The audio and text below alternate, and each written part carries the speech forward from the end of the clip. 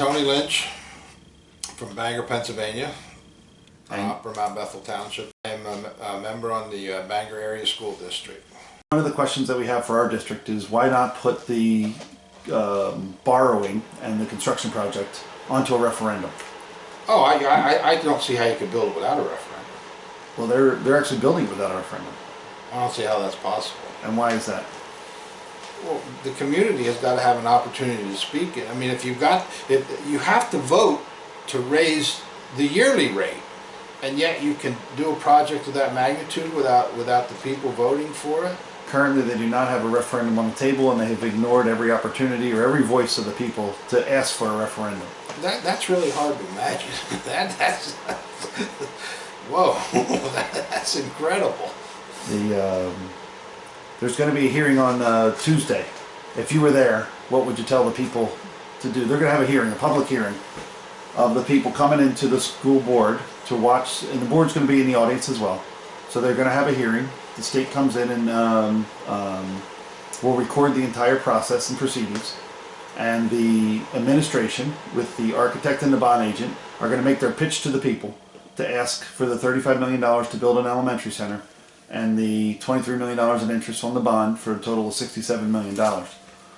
What would you be able to say as a standing board member of Bangor that would influence that decision, at least to either go to a referendum or to review other options? Well, the single biggest thing that school districts do not do, have never done, and in all likelihood still won't do, is develop a plan of sustainability.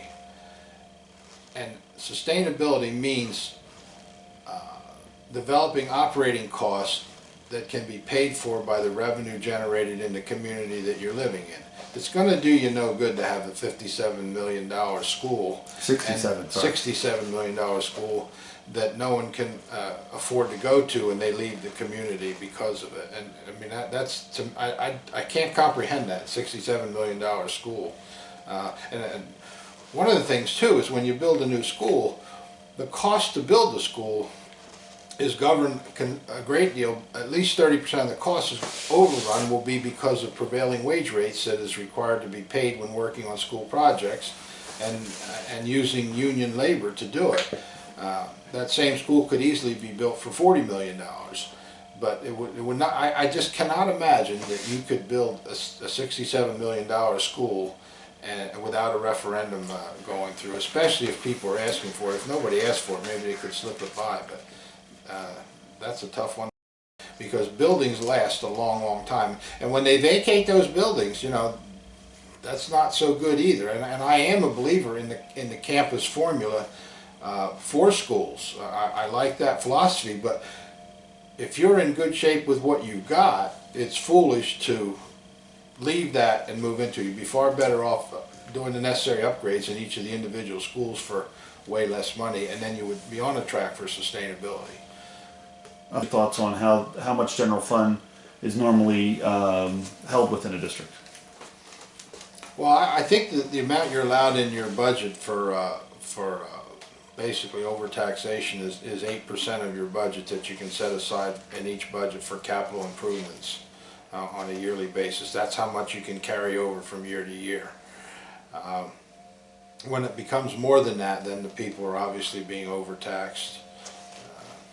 That's a pretty clear indicator. What's a general fund of a normal school? If you have a $34 million budget, roughly how much money would they have in their nest egg? Well, 2 to 4 million would be acceptable. And a school that has 16?